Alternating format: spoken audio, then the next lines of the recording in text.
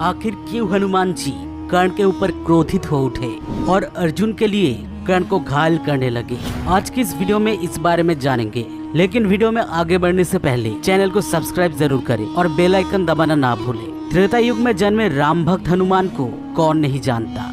इन्होंने रामायण काल में कई सारे योद्धाओं को हराया। सबको पता है हनुमान जी कितने शक्तिशाली थे। वो बिना किसी के मदद के भी रामायण के युद्ध को खत्म कर सकते थे। एक बार भीम को उनकी शक्तियों पर घमंड हो गया था कि उनके जितना बलवान इस धरती पर नहीं है।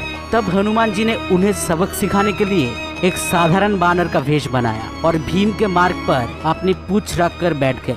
जब भीम वहाँ से गुजर रहे थे तो उन्होंने वृद्ध बानर रूपी हनुमान जी को देखा और उन्हें कमजोर समझकर कहा, हे बानर, तुम्हारी ये पूंछ मेरा मार्ग रोक रही है, तुम जल्द ही इसे हटा लो। पर हनुमान जी ने भीम का घमंड तोड़ने के लिए उत्तर दिया, मुझ में उठने की शक्ति नहीं है, कृपया तुम ही इस पूंछ को यहाँ से हटा लो। ये सुनकर भीम उस पूंछ को हटाने का प्रयत्न करने लगे, लेकिन काफी कोशिशों के बाद भी वो उस पूंछ को हिला तक न सके। इससे उनका शीश लज्जा से झुक गया और वो समझ गए कि ये वानर कोई साधारण वानर नहीं है। तब उन्होंने हनुमान जी से कहा, कौन है आप? मुझे आपको साधारण वानर तो प्रतीत नहीं होते।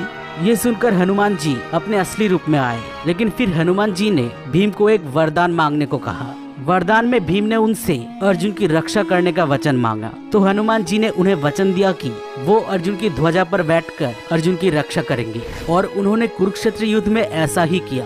महाभारत के युद्ध में अर्जुन के रथ पर बैठे हनुमान जी कभी कभी खड़े होकर घोर गर्जना करते थे, जिस वजह से बार बार कौरव सेना डर के भाग जाती थी। कई सारे सैनिक तो उनकी गर्जना सुनकर ही मृत्यु लोक के द्वार पर पहुंच जाते थे। कर्ण अर्जुन अंतिम युद्ध के दौरान भी ऐसा ही कुछ हो रहा था। अंतिम युद्ध में कर्ण अर्जुन के साथ साथ श्री कृष्ण पर भी घातक प्रहार कर रहे थे। कर्ण के प्राण घातक बाणों से श्री कृष्ण के कवच टूट के धरती पर गिर गया था और वो लहूलुहान हो गए थे। हनुमान जी के मन में उनके प्रभु राम के लिए अनंत भक्ति थी। वो जानते थे श्री राम और श्री कृष्ण एक ही है, इसलिए रथ की ध्वजा पर बैठे पवन पुत्र हनुमान नीचे अपने आराध्य श्री कृष्ण की तरफ देखकर बहुत क्रोधित हो उठे। भगवान कृष्ण के श्रीअंगों पर कर्ण निरंतर प्रहार करते जा रहे थे।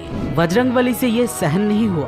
वो क्रोधित होकर गर्जना करके कर्ण का वध करने की तैयारी करने लगे। हनुमान जी का क्रोध शांत न होते देखकर श्री कृष्ण ने कड़े स्वर में कहा, हनुमान, मेरी ओर देखो, ये त्रेता युग नहीं है। तुम्हारे पराक्रम को तो दूर, तुम्हारे तेज को भी कोई यह सह नहीं सकता है। तुमको मैंने इस युद्ध में शांत रहकर बैठने को कहा है, तुम शांत हो जाओ। फिर हनुमान जी ने अपने आराध्य देव की ओर देखा और शांत होकर बैठ गए।